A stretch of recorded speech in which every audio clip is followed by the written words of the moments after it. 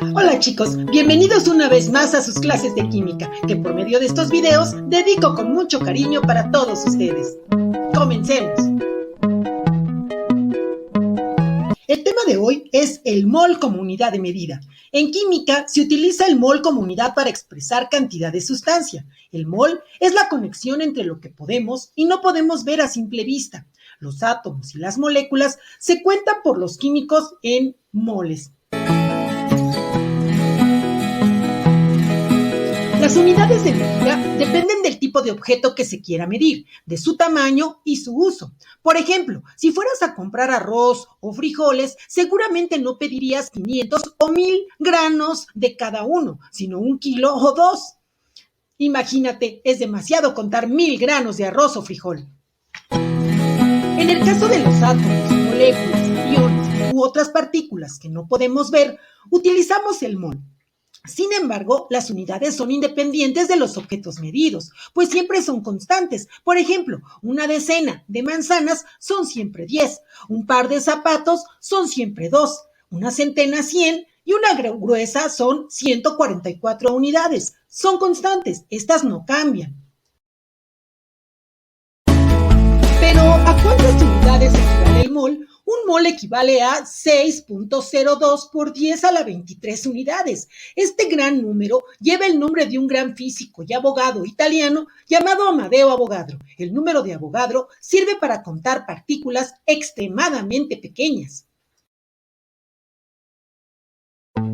Aunque la unidad sea la misma, la masa en los objetos puede cambiar. Por ejemplo, si tienes una docena de huevos y una docena de sandías, tienes la misma cantidad de unidades, pero la masa es diferente por obvias razones, ya que una sandía es más grande y más pesada que un huevo. Entonces, he ahí la diferencia.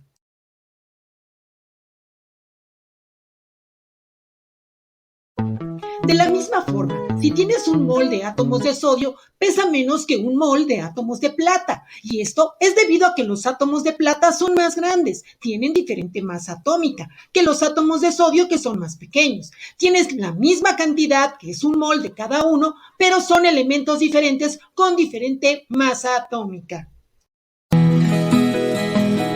Ahora bien, habíamos dicho que el mol nos permite contar aquello que no podemos ver. Esto es porque es muy difícil ver una molécula, pero un mol de moléculas sí podemos verlas, contarlas e incluso pesarlas. Esto es porque el mol equivale a la masa atómica o molecular de una sustancia, pero expresada en gramos. Veamos el siguiente ejemplo.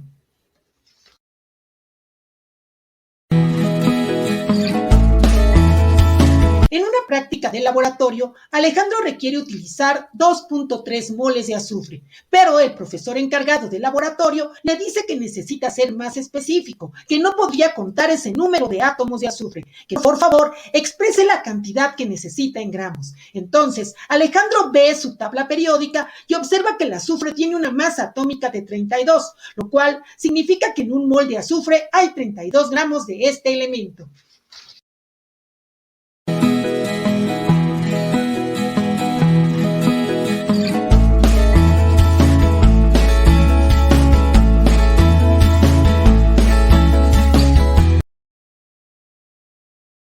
Con esta información, Alejandro plantea la siguiente relación. Un mol de azufre tiene 32 gramos, entonces 2.3 moles, ¿cuántos gramos tendrá? Haciendo nuestra regla de 3, tenemos que Alejandro requiere pesar 73.74 gramos de azufre. Ahora sí, esta cantidad es fácil de medir en el laboratorio. Por esa razón es que el mol nos permite medir y manejar partículas muy diminutas.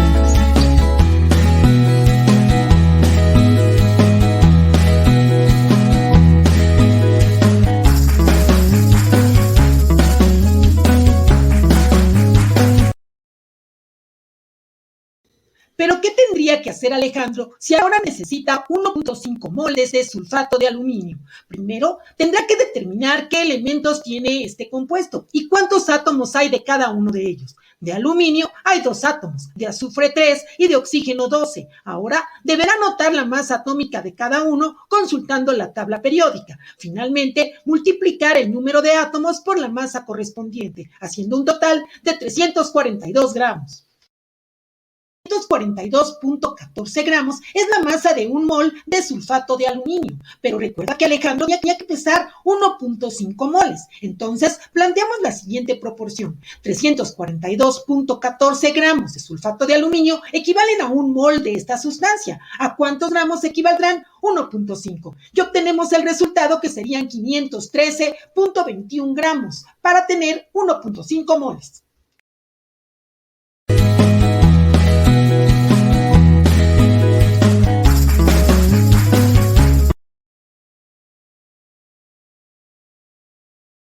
Pues bien, veamos otro ejemplo. Si te piden que prepares una disolución de hidróxido de magnesio con 250 gramos de esta sal, ¿de cuántos moles estaremos hablando?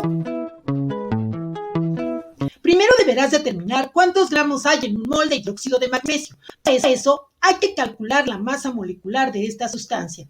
Observa la siguiente tabla. Tenemos que de magnesio tienes un átomo, de oxígeno 2 y de hidrógeno también 2. Al multiplicarlo por sus masas atómicas y después sumar todas, tendrás un total de 58 gramos, que equivalen a un mol de hidróxido de magnesio.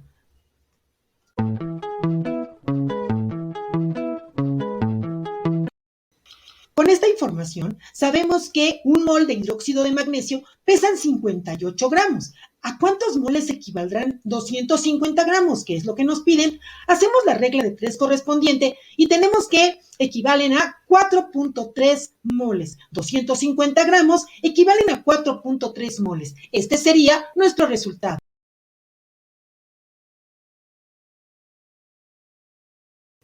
De esta manera comprendemos por qué el mol nos permite acercar lo grande con lo pequeño, es decir, lo macro con lo micro. Porque si hablamos de lo que podemos ver, es posible pesar moles por medio de la masa atómica o molecular. Pero si se trata de contar partículas microscópicas, utilizamos el número de Avogadro.